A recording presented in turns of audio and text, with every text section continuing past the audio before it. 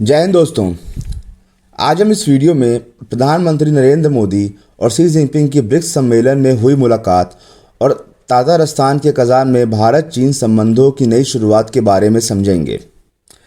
भारतीय प्रधानमंत्री नरेंद्र मोदी और चीनी राष्ट्रपति शी जिनपिंग ने 23 अक्टूबर को रूस के कजान में मुलाकात की, जो 2020 गलवान संघर्ष के बाद दोनों नेताओं के बीच पहली उच्च स्तरीय बैठक थी। यह बैठक जो 2 महीने से चल रही थी, भारत चीन संबंधों में एक संभावित मोड़ का संकेत देती है। यह बैठक कैसे हुई और दोनों देशों के लिए इसका क्या महत्व है, इसकी बात को आज हम लोग समझेंगे। बैठक को सुविधाजनक बनाने में रूस की भूमिका। कजान में मोदी और शी जिनपिंग के बीच मुलाकात काफ़ी हद तक रूस की कूटनीतिक प्रयासों के कारण संभव हो सकी। पिछले कुछ महीनों में रूस दोनों देशों को एक साथ लाने के लिए पर्दे के पीछे से काम कर रहा है, जिसका लक्ष्य गलवान में 2020 की सीमा झड़प में तनावपूर्ण संबंधों को सुधारना है। रूस का उद्देश्य दो एशियाई शक्तियों के बीच बातचीत को प्रोत्साहित करके क्षेत्रीय स्थिरता को बढ़ावा देना था। ब्रिक्स बैठक में प्रगति। विभिन्न ब्रिक्स बैठकों के दौरान रूस ने भारत और चीन दोनों से अपने मतभेदों को सुलझाने का आग्रह किया। मॉस्को ने इस बात पर जोर दिया कि क्षेत्र की स्थिरता के लिए दो सबसे बड़ी एशियाई अर्थव्यवस्थाओं के बीच सहयोग महत्वपूर्ण है। ब्रिक्स मंच इन प्रयासों के लिए एक महत्वपूर्ण स्थान बन गया, जिसके परिणामस्वरूप अंततः प्रधानमंत्री मोदी और शी जिनपिंग के बीच कजान में बैठक संभव हुई। दोबारा चुनाव के बाद मोदी की पहल। कार्यालय में तीसरा कार्यकाल हासिल करने के बाद प्रधानमंत्री मोदी ने स्पष्ट कर दिया था कि चीन के साथ संबंधों में सुधार करना उनकी प्राथमिकता है। भारत सरकार ने माना कि आर्थिक और क्षेत्रीय हितों के लिए चीन के साथ फिर से जुड़ना ज़रूरी है। इस दृष्टिकोण से राजनयिक जुड़ाव में वृद्धि हुई, जिसकी शुरुआत जुलाई में भारतीय विदेश मंत्री एस जयशंकर और चीनी विदेश मंत्री वांग यी के बीच अस्ताना में बैठक में हुई थी। लाओस और रूस में अंतिम तैयारी। कजान में मोदी और शी जिनपिंग की मुलाकात के फैसले को दोनों देशों के राजनयिकों के बीच चर्चा के बाद अंतिम रूप दिया गया। 25 जुलाई को भारतीय और चीनी विदेश मंत्री की लाओस में मुलाकात हुई, जहां वे नेताओं की आमने सामने मुलाकात के महत्व पर सहमत हुए। यह प्रक्रिया 12 सितंबर को संपन्न हुई, जब भारत ने राष्ट्रीय सुरक्षा सलाहकार अजीत डोभाल और चीनी विदेश मंत्री वांग यी ने कजान बैठक के विवरण को अंतिम रूप देने के लिए रूस में मुलाकात की। चीन द्वारा नए राजदूत की नियुक्ति। कजान बैठक से पहले चीन ने मई 2024 में एक नए राजदूत जू फेई होंग को भारत भेजा, जिन्होंने सकारात्मक संबंधों को बढ़ावा देने में सक्रिय भूमिका निभाई।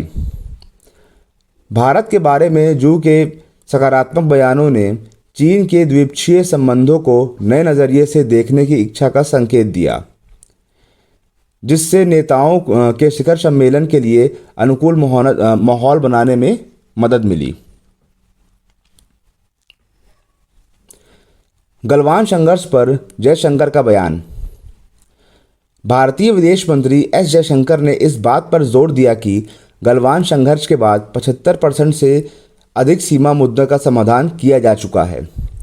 उनकी टिप्पणियां कजान बैठक के लिए एक स्तरीय और सकारात्मक माहौल बनाने में महत्वपूर्ण थीं।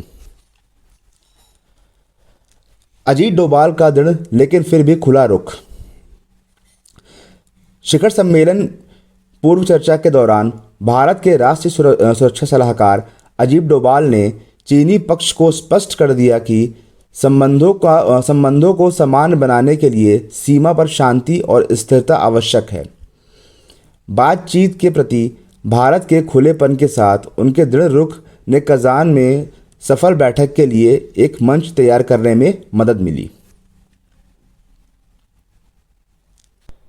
चीन में सकारात्मक मीडिया कवरेज। बैठक की अगुवाई में चीनी मीडिया और सरकारी अधिकारियों ने भारत के बारे में कई सकारात्मक बयान दिए। इस प्रयास का उद्देश्य सार्वजनिक और राजनयिक दोनों स्तरों पर संबंधों में सुधार करना था।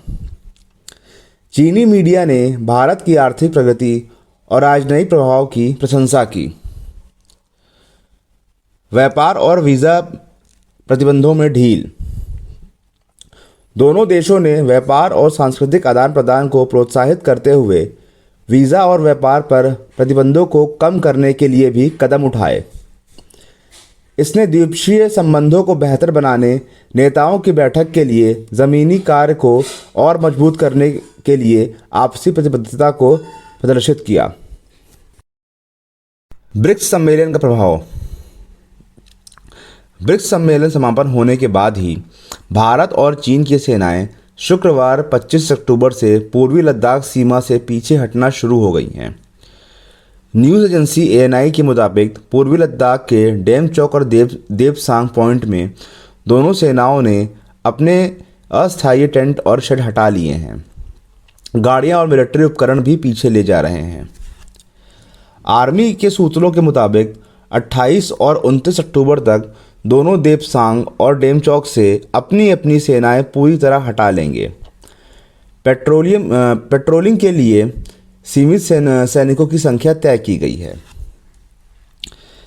देपसांग और डेमचौक से पीछे हटने की जानकारी 18 अक्टूबर को सामने आई थी। इसमें बताया गया था कि यहां से दोनों सेनाएं अप्रैल 2020 से पहले की स्थिति में वापस लौटेंगी।